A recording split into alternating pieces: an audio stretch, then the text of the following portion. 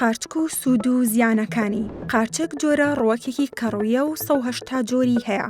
شێوەی خڕە و تێکڵەکەی قاوەیە و قەبارەکانیان جیاوازن. دوای ئەوەی لە هەندێک جۆری قارچکدا زیاتر لە 30 گرام پرۆتین لە 100 گرام لە قارچکدا بینرا، لە کاتێکدا ئەم ڕێژەیە لە گۆشتی ئاژەڵدا تەنها 15.20 گرامە، بۆیە پێی وترا گۆشتی ڕووەکی. قارچک ڕەگەزەکانی کالیسیۆم و مەنگەنیز و سۆدیۆم و سیلیلۆز و کۆباڵت و مەگنیسیۆمی تێدایە. 30 جۆر قارچکی کوشندە هەیە کە نابێت بە هیچ جۆرێک بخورێت کە ساڵانە بەهۆی نەشارەزایەوە چەندین کەس بەهۆی خواردنەوە گیان لەدەست دەدەن. ئەوانیش قارچکی توولی ژەهراوی بۆ ناخۆش و قارچکی بەهارە. لەگەڵ ئەوەشدا هەندێک جۆریان هەیە هەرچەندە ژەهراوین بەڵام بە دەگمەن بەکارهێنەرانی دەکوژێت. ئەوانیش قارچکی مێشکۆش، قارچکی ویز و کەشتی و ڕەش و قارچکی مەنجەڵی. خواردنی جۆرە باشەکەی قارچک سوودێکی تەندروستی زۆر باشی هەیە. بە جۆرێک چالاکەرێکی باشە بۆ کۆئەندامی دەمار و نوێکەرەوەیە بۆ شانەکان. بۆ کەم خوێنی بە سوودا پڕۆکەی سوور زیاد دەکا، ئەوانەش کە کەمی ڕەگەزەکانیان هەیە. هەروەها بە سوودا بۆ نەخۆشی شەکرە و قەڵەوی.